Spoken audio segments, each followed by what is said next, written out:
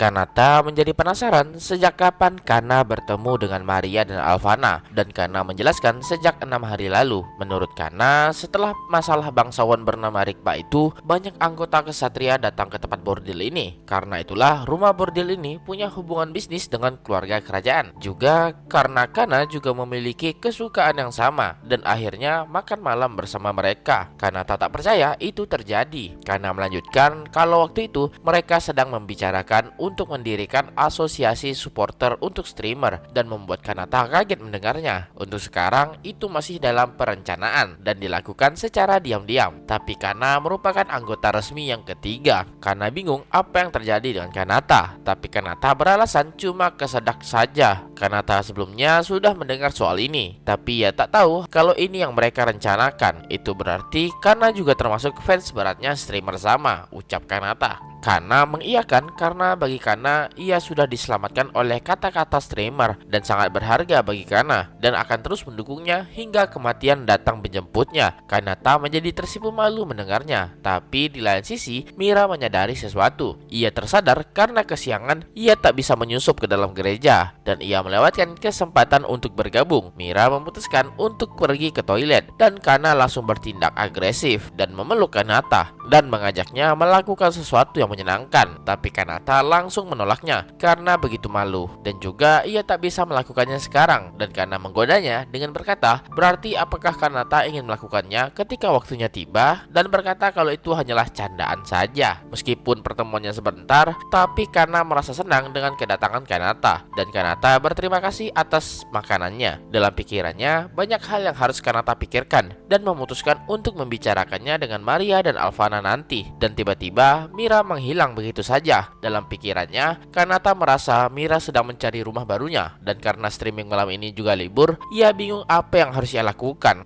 Di lain tempat, di malam hari, Alvana membuka pertemuan rahasia bersama Maria dan Kana, yaitu untuk membahas asosiasi supporter streamer, di mana tujuannya adalah untuk menciptakan lingkungan yang damai agar streamer bisa melakukan streaming lebih santai. Meskipun terkesan formal, tapi Kana dan Maria malah menjadi bersemangat. Alvana merasa senang, dan dalam hatinya orang yang bisa bergabung adalah orang-orang yang mengetahui keadaan streamer. Tapi pada akhirnya akan banyak orang yang bergabung, dan tiba-tiba dari langit muncul sebuah portal, dan Alvana yang sadar langsung menyerang portal itu. Meskipun tak begitu kuat, tapi orang itu mampu menembus pertahanan dari Alvana. Berarti dia bukanlah orang yang sembarangan, dan muncul dua sosok di sana dan langsung menangkis serangan Alvana. Orang itu bertanya apakah tadi merupakan ujian masuknya, dan orang itu adalah Mira dan Sroza, datang untuk ikut bergabung juga. Mira dan Sroza saling menatap satu sama lain, dan Maria menyadari dua orang ini sebelumnya. Tapi Kana langsung menyadari situasinya dan merasa kalau mereka berada di sisi yang sama dengan mereka. Alvana tak mempermasalahkannya dan menerima Sroza dan Mira untuk bergabung ke dalam asosiasi dan memberikan salam streamer. Dari kejauhan, sang dewi semakin senang dibuatnya melihat situasi yang ada. Ia merasa ini akan menjadi awal dari cerita arc kedua, dan streamer akan berakhir menjadi semakin terkenal